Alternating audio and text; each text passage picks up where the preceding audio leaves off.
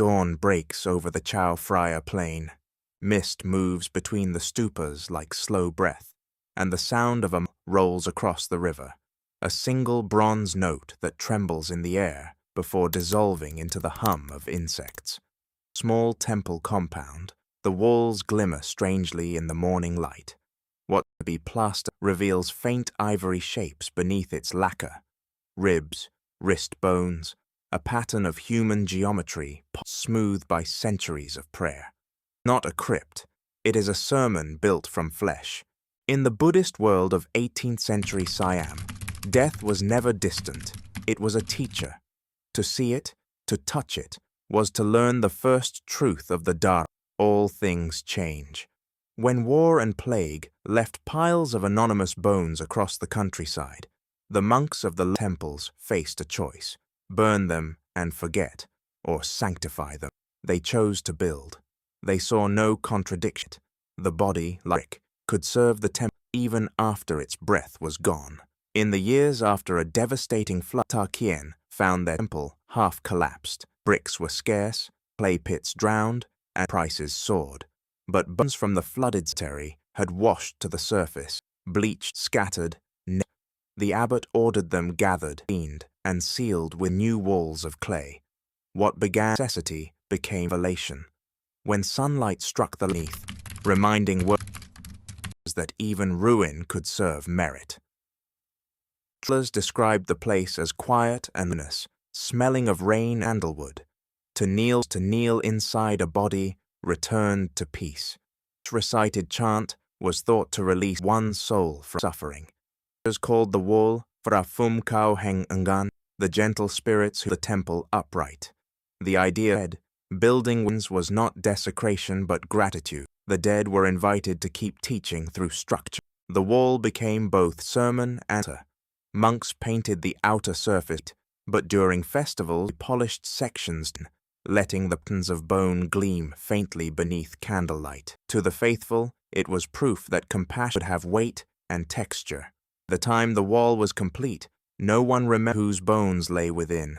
Idea had dissolved into function. The monks said that was the point. When the body forgets its name, one room's foundation. Further north, near the Mekong borderlands, a later generation refined the idea. Here the monks ground the bones of cremated elders into fine powder, mixing it with lime and clay plaster for miniature stupa. Stupa housed relics, prayers, and a fragment of the community. The process smelled faintly of smoke and wet earth. It was delicate, too much bone, and the plaster cracked, too little, and the blessing faded. Local chronicles record that the abbot called the compassion of dust. Villagers brought urns from their homes, donating the parents and teachers to the building. The boundary between temple and village blurred. When the stupa, it contained them all. On full moon nights, candles and the light turned the white surface to pale gold. Children saw it glowed because it remembered the people who built it. To visitors, Bang Puan looked ordinary, a provincial temple wrapped in forest. But community, it was living memory cast in stone. Every time the plaster was repaired, another generation's bones joined. Over centuries, the structure thickened. A layered history of devotion disguised as architecture was meditation. Holiness requires renewal. When travelers asked why bone instead of new stone, an elder monk replied, "Stone forgets." Dust remembers his words linger among pilgrims who came to touch the warm surface of the stupas at dusk, their palms both chill mineral and the faint pulse of continuity. In the far northeast, where the land flattens toward Cambodia, a new idea of sacred architecture began to shimmer above the rice. The monks of Wat Pa Maha Chedi Kayu, known today as the Glass, decided that transparency, not opacity, best expressed purity. They built a stupa from recycled glass bottles, green and brown, bound with concrete. Inside, they placed a small reliquary filled with bone fragments, an older temple destroyed by fire. The bottles caught the sunlight, scattering it across the prayer hall like water. To visitors, it looked modern, even whimsical. but to the monks it was a continuation of the same teaching. Guarded can become devotion. The bones at the center gave the glass its meaning. The living and the dead, the durable and the fragile, were fused. Each morning, when the sun rose through the translucent walls, it lit the relic chamber with soft white light, a reminder that enlightenment, like glass, made through fire. The temple soon became a pilgrimage site. Worshippers left bottles as offerings, joining the cycle of. The abbot explained that the structure was a mirror for impermanence. Today's waste be tomorrow's shrine. Materials had changed, the logic was ancient, decay transformed into clarity.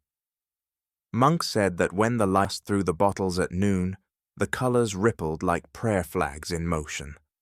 What had begun centuries earlier with the Takien now glimmered with new life. Proof devotion adapts, but never abandons its origin. The glass pagoda stood as a symbol for the modern world. Even in an age of the idea of the bone of transformation hidden inside transparency. Far to the north, near Chiang Rai, stands Wat Ta Phan, a monastery founded during a cholera outbreak in the early 19th century. Local history tells of a monk who collected the unclaimed remains of the victims and arranged them into a vertical shrine. He called it the Tower of Compassion. Each skull was encased in lacquer and fitted into niches facing outward, as if watching over the valley. The tower was not a warning, but a prayer, unseen. Over the years, rain and heat dulled the lacquer, but the shape endured. The villagers repainted the tower with gold leaf during festivals, transforming its solemn presence into something luminous. Children grew up seeing it not as morbid, but as protective. Newlyweds circled it for luck, believing that the spirits within blessed perseverance.